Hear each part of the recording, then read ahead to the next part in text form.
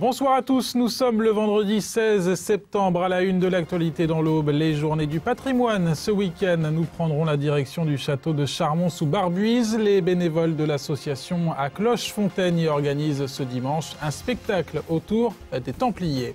Le départ de la promenade champenoise ce matin depuis la chapelle Saint-Luc. Une dizaine de personnes handicapées ont pris le temps d'un week-end à la direction de Méry-sur-Seine et de ses environs pour s'échapper de leur quotidien. L'opération est mise en place par le CHA, le club handisport troyen. Et puis le championnat de France de berger allemand, tout ce week-end à Ménil-Saint-Père. 650 chiens et leurs maîtres se retrouvent dans l'Aube pour cette exposition canine qui se veut aussi concours de beauté et de dressage.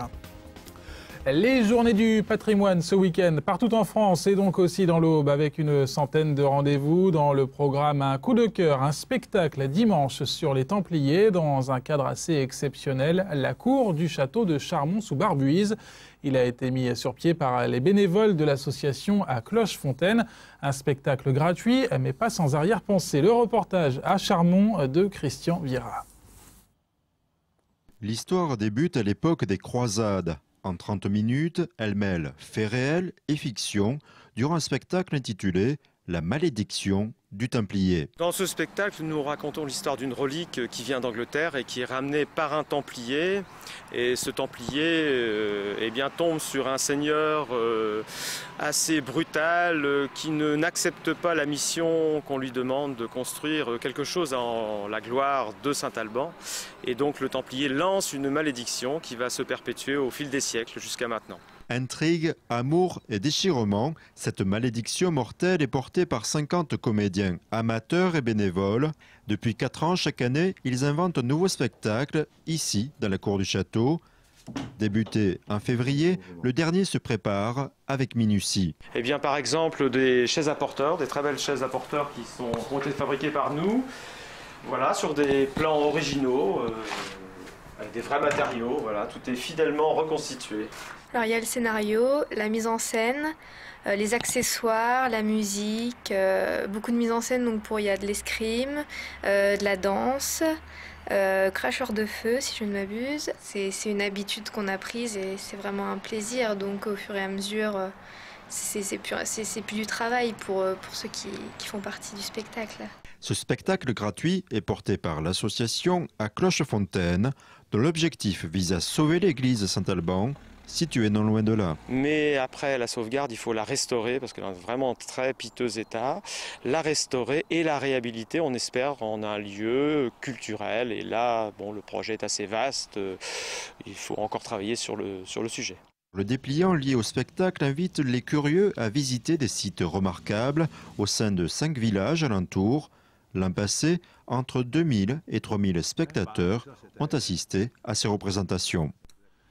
Et si le spectacle de dimanche est gratuit, vous pouvez aider l'association en y adhérant. Renseignements au 06 98 03 58 39. Une nouvelle opération de promotion lancée ce matin par l'Office de tourisme de Troyes, mais cette fois ce sont les Troyens qui vont s'y coller. La carte Troyes et moi est gratuite. Elle permet d'obtenir des réductions dans des restaurants pour des visites ou dans des magasins.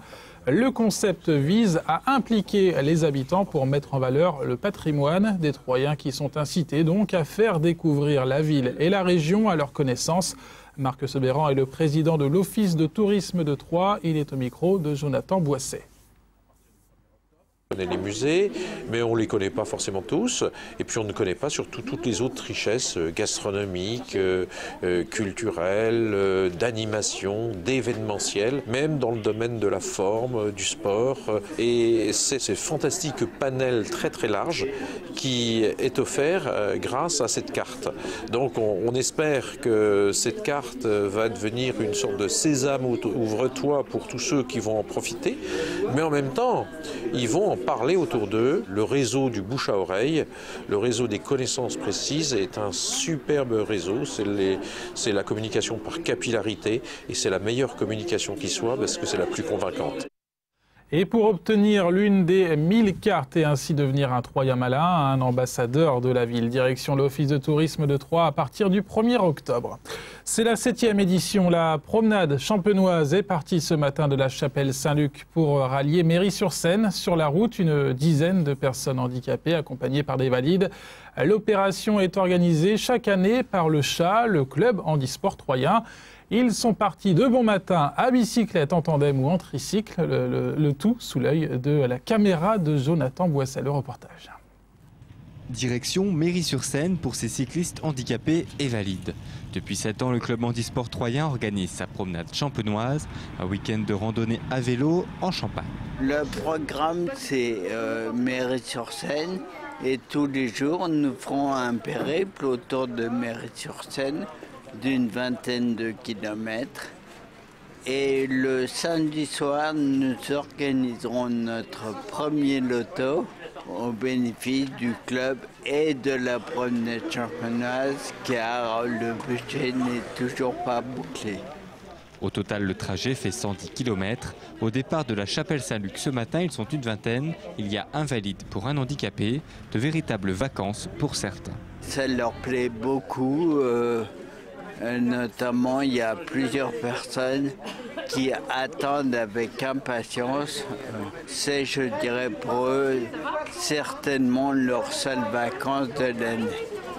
La plupart vivent dans des centres d'hébergement. Le but de cette promenade est aussi de leur apprendre la vie en groupe durant un week-end.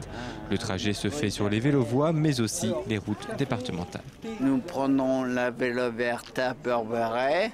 Il y a les gens du Conseil général qui seront là pour nous donner des clés pour l'ouverture des portes. Et pour assurer leur sécurité, c'est Handiquad Solidarité qui les accompagne. L'association est partenaire du CHA depuis de nombreuses années. Des quads équipés de signalisation, de gyrophares et de radios ouvrent et ferment la marche. De temps en temps, la police vient nous aider et on les en remercie. Mais sur la route, c'est quelque chose de très compliqué. Parce que si vous n'avez pas déjà une infrastructure mettant en autoprotection les participants handicapés, j'oserais dire que le handicap risque d'être prononcé encore beaucoup plus aujourd'hui. On voit quels sont les aléas de la sécurité routière. On ne gêne le moins possible sur les routes les automobilistes.